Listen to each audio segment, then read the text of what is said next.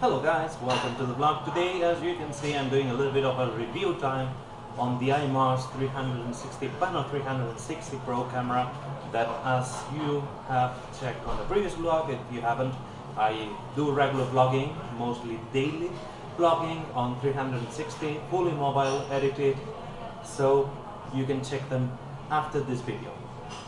I am doing a review time of the camera that I am using today, which is the substitute for my LG 360. Well, not my substitute, my backup camera for not using this as much, or if this gets broken, I could use this one. And it was a camera that it was well priced, so I have decided to do a little bit of a review for you and tell you what do I think about it after a few hours of using it. Well, first of all, affordability. Is it affordable? The answer is yes. At a price of €58.53 or $67 or £52, this camera, it ranged in the really affordable camera, which is surprising that a camera of 360 degrees is priced at that range. So yeah, that's quite cool. Another thing of the ones that we are talking is resolution. This camera runs at 1080p, 2.7K and 4K. Yeah, as well. Reusable camera, high quality, but as you can see on the video, this 4K is in red. Why? Well, the 1080p and the 2.7K run at 25 and 30 frames per second, but the 4K it runs at 15 frames per second, which is way too slow to produce a really good quality image and also to be a proper image for the vlogs. So in my case, this camera I pointed at 2.7K, or if I am mobile editing at 1080p.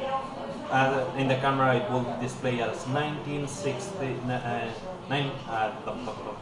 in the camera will show up as 960p, which is the quality on the video.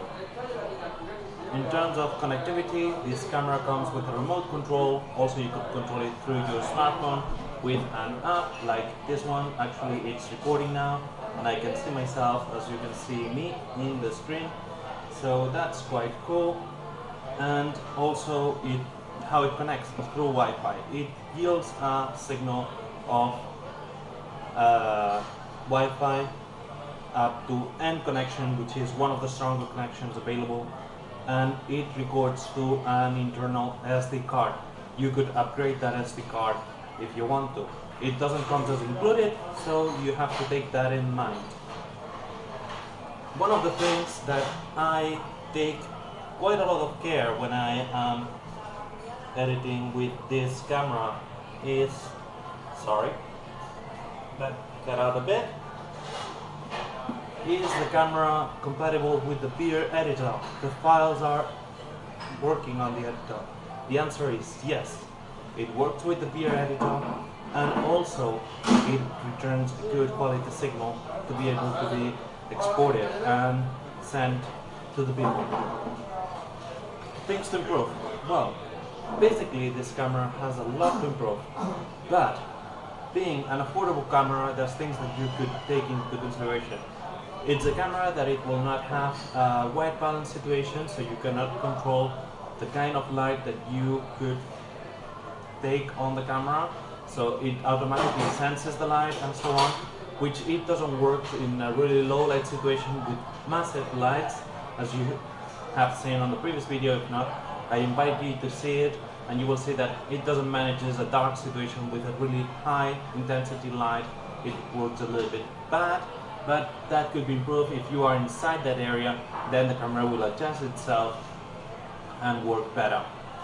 Also, another thing is the lens distance. As you have seen before, it has a massive gap that it takes and cuts quite a lot of the image, and that has to take consideration why this is going on, because the space between the lens, you have the screen, you have the structure of the camera, and that's quite thick.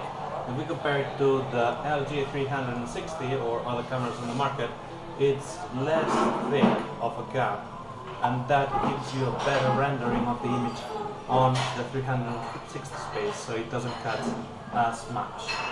And The other thing, as I said, as not having the white balance, it doesn't have the ISO or the exposure as well. The app is quite limited, but it works really well. But general, what I have to say in overall of this camera? Well, in a few words, I have to say that it's an affordable camera, that it works really well.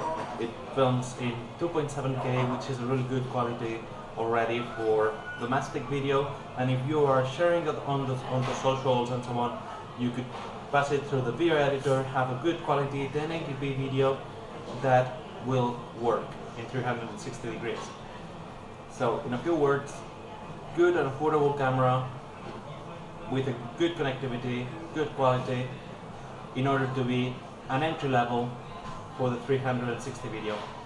Also, as you know, or maybe you don't know because this is your first video, I'm doing next Monday, the 18th, a live stream with a 360 video, as well as streaming from this camera. Maybe we'll talk about how I do that on this setup. And then basically what I will do is answer your questions about mobile VR editing, because as I said, I'm a fully mobile 360 video editor. That means that this video has been edited with a smartphone, and it will be at 8 p.m. Central European, noon at Eastern Time, or at 9 a.m. in the Pacific Time. If you want to participate, on the description there's a link that it will send you to the participation area, and you could send your question about 360 video, 360 editing, and I will see you there. And hopefully, if you have liked this review, smash it with the like button on there, smash it with a thumbs up on YouTube, and I will see you on the next video soon.